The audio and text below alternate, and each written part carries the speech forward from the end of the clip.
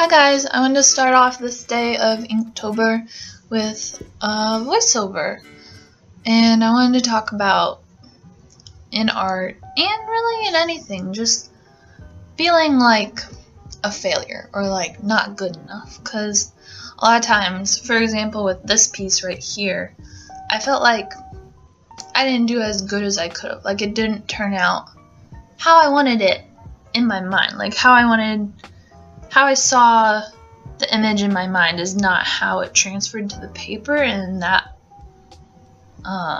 scenario I feel like I did fail because I wasn't able to convey what I wanted to the rest of the world and show what I wanted to.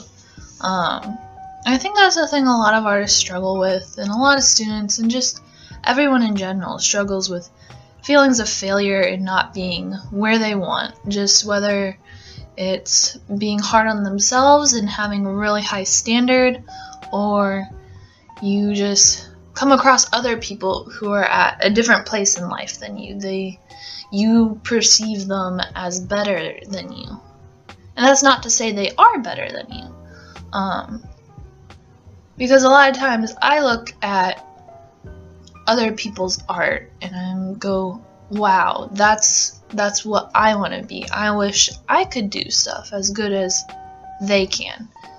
And I know a lot of people, when they come across that, they try to draw like that person who they're inspired by, and then they get frustrated because they can't do what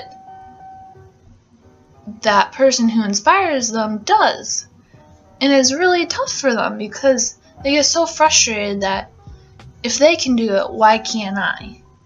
And I think that's a very tough thing that a lot of people have to deal with, is realizing, especially in art, how everyone's different, and just because you want to do something a certain way, or you want to do something the way someone else does, that doesn't mean that that might be the right path for you. I think everyone needs to grow and develop their own style in art, and it might not be what you thought it would be. For example, in this painting, I was really bummed out that I put the pink over the rest of the color work I did, because I thought it was too much color, and it would have probably worked better than how it looks right now. Like, I don't like looking at how my piece turned out, but I think it's a little too hard on myself to call that a failure, because I've never really worked with ink before, and to just kick yourself down before you even have gotten started that's just too mean to yourself. I think you need to take every quote-unquote failure as a learning experience. Like, for example, I learned things while I was painting this piece that I'm going to take with me onto my next piece. And I think anytime we get down about our performance about something, or where we're at in life in anything, we should just learn from it. Because I think with art,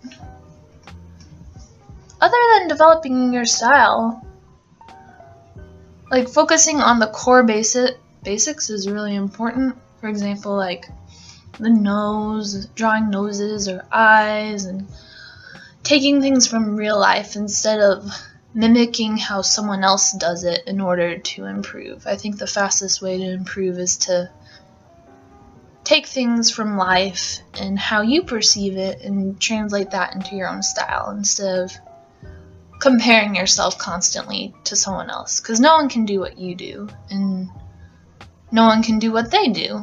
And I think that's what's so great about the world, is that we have all these different ideas and styles and things to contribute, and if anyone was the same, that wouldn't be fun that way.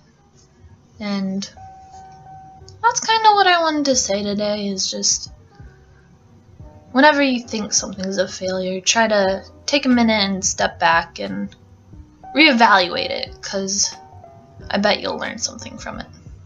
I hope that this has been encouraging, and that you can go forth in your art and not get frustrated and not feel held back because someone is already at a spot where you can't even fathom to reach yet. And I think as long as we try our best, we're gonna do great things.